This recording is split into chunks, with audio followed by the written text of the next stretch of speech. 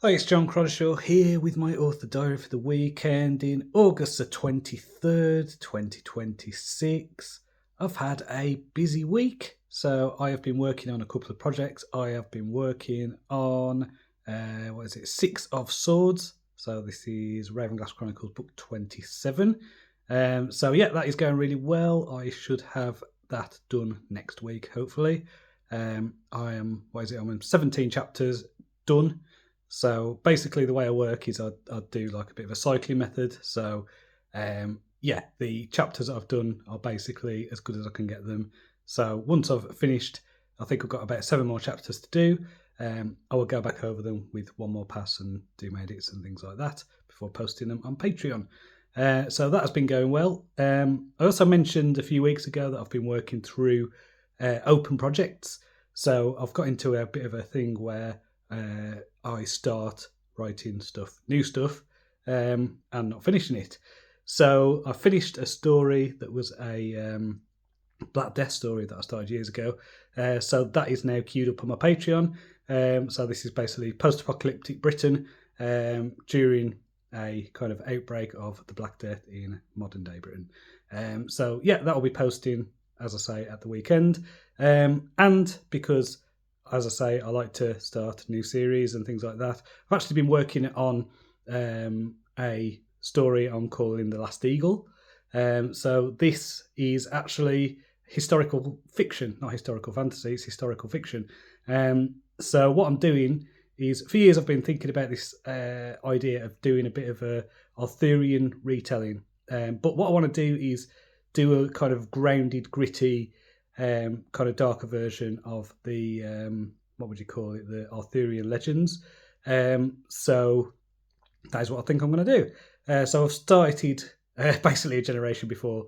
So what is it? Basically, the story will end with Arthur as a baby being adopted. So this will basically follow Hector, who is his adopted father. I'm going for this like noble dark kind of. If you've read any of my recent stuff on Patreon, like the Silent Watcher or Sentinel's Mercy, where I'm going, really kind of dark tone. This is what I'm going for with this Arthurian retelling. I think there's quite a few books in it, but we'll see, because I do have other projects that are open and that I'm doing. So I thought I'd get this one out of my head, out of my system. I think basically I'll probably have a decent draft finish by the end of next week. It's just a short novella. I think it might even be counted as a novelette.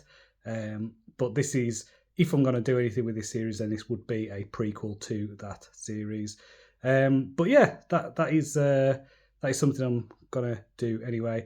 And it's been kind of inspired really by, I suppose there's a few things that I've been thinking about over the past kind of couple of years, really, maybe even longer.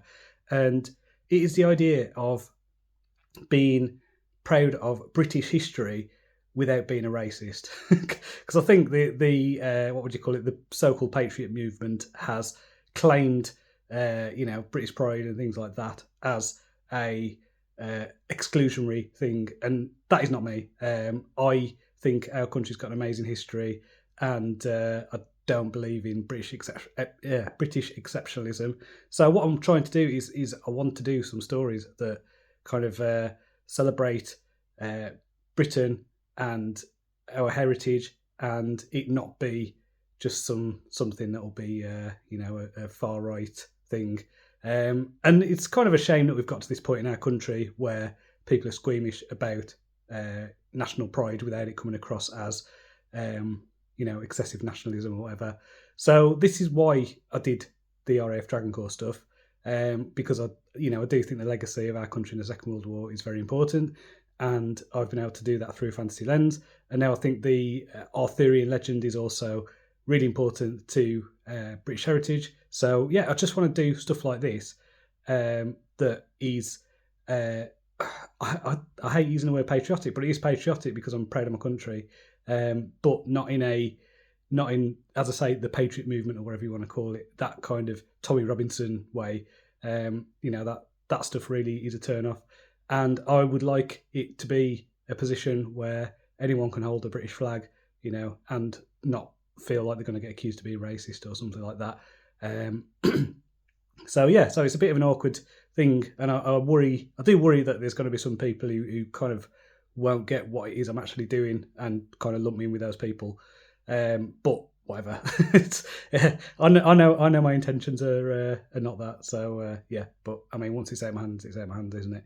Anyway, that is what I've been focused on, and so this was also inspired me kind of, I suppose, pulling the trigger on this by my wife has been doing what would you call it, like ancestral family history and things like that, and she's managed to trace her ancestry back like 20 generations, and so she's Cumbrian, and we've basically got her lineage down for all these generations. And not too long ago, it turns out my wife would have been an aristocrat, had one of her great grandfathers not been involved in the Jacobite rebellion.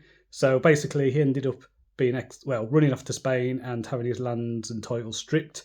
So she would have been part of the Wharton family in Cumbria, and they basically lost their lands, and it was bought by the Lowthers, who are still the kind of main landowners in that area. So there used to be two, now there's one. And the Whartons ended up being basically tenants of the Lowthers. And so that is where my wife's family are from. So we went to go and see Wharton Hall, which is, I think it was like I want to say 16th century manor house. You couldn't go in, but we kind of looked at it from outside. And then we went to Lammerside Castle, which was also the castle where family would have been before moving into Wharton Hall. So this was, it was basically the ruins, and we kind of sat amongst these ruins having our lunch and looking at the fells, and it was quite nice. It was quite melancholy. There was some standoffish cows, but it was a weird place for a castle.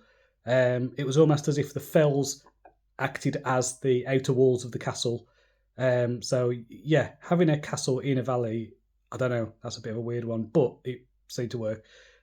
So we did have a look around there, and just because we're in the area, we also went and had a look at Pendragon Castle, ruins of that, and we accidentally went in.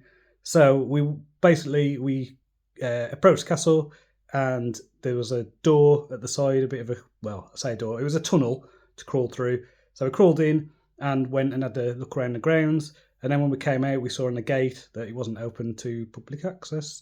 So basically, we trespassed inadvertently. So sorry about that. But it was really interesting, and I'm glad we did it. So completely accidental. But we weren't meant to be in there. So I've got some photos of that anyway on my website. So if you go to johncronshaw.com and look at my latest blog post, you will see that. So I think that is it. So next week, anyway, I'm going to carry on with what I'm doing. So I want to finish Seven of Swords. That's my priority. Also want to go over The Last Eagle, finish that, and hopefully not start any new series or projects in the meantime, because it's becoming a bit of a bad habit, isn't it? And in terms of reading, I'm still on with Will White's Cradle series. So I'm still on Ghost Water. I've got about an hour left on the audiobook. So I'm enjoying this one. It's different to the other ones in the series, which is good. I think you need to kind of shake things up a bit with any series like that, any long running series, because otherwise it does get a bit samey. So I like the new direction of this book. So until next time, cheerio.